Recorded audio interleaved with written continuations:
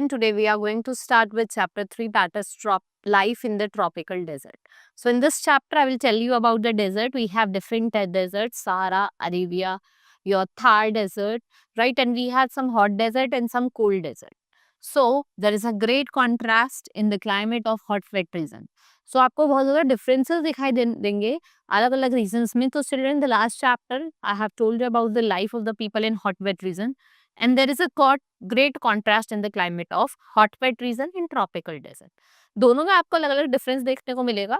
वही हम बात करें आपके हॉट वेट रीजन में, यहाँ पे बारिश ज्यादा देखने को मिलती है एज कंपेयर टू डेजर्ट.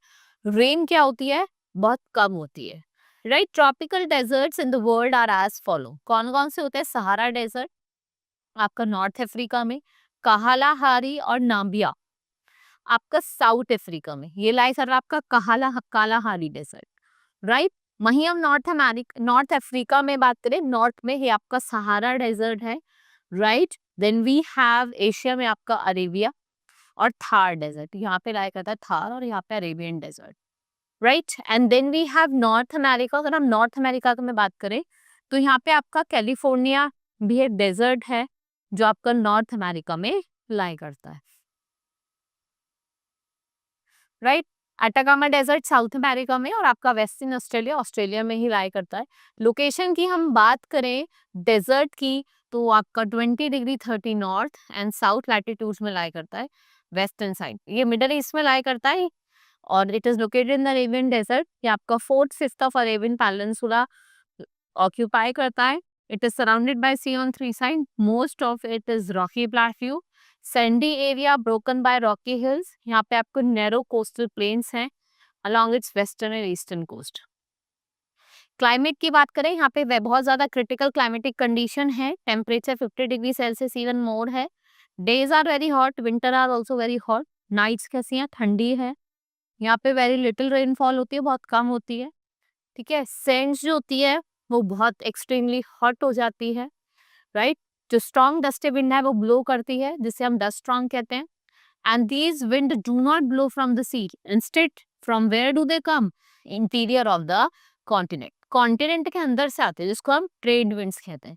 जब शॉर्टेज हो जाती है पानी की due to shortage of water, यहाँ पे वेजिटेशन कैसी होती है? कम होती है. भाई जब पानी नहीं होगा तो वेजिटेशन नहीं होगी, right? So rain scarcely for a month throughout the year.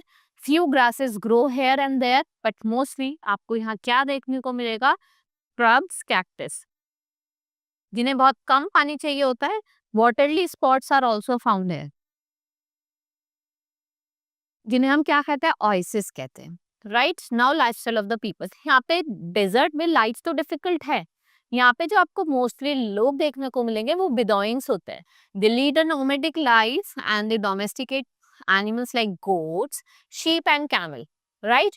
और इवेंडर करते हैं from one place to another for food and water. उनको वूल, मीट और मिल्क मिलता है एनिमल से. वो लॉन्ग और लूज क्लोथ्स पहनते हैं और जो मेन एंड वुमेन है वो अपने हेड्स को विद द क्लोथ्स कवर करते हैं, राइट? वुमेन क्या पहनती हैं? Colourful clothes and they are also fond of wearing heavy ornaments. अगर हम पॉलिटिकल लाइफ की बात करें तो रियाद इसकी कैपिटल सिटी है और जिद्दा क्या है? फेमस सी पोर्ट है. Mecca and Medina both are the greatest centre of pilgrimage. Muslims all over the world आपको देखने को मिलते हैं, यहाँ पे जाते हैं in a very large number throughout the year.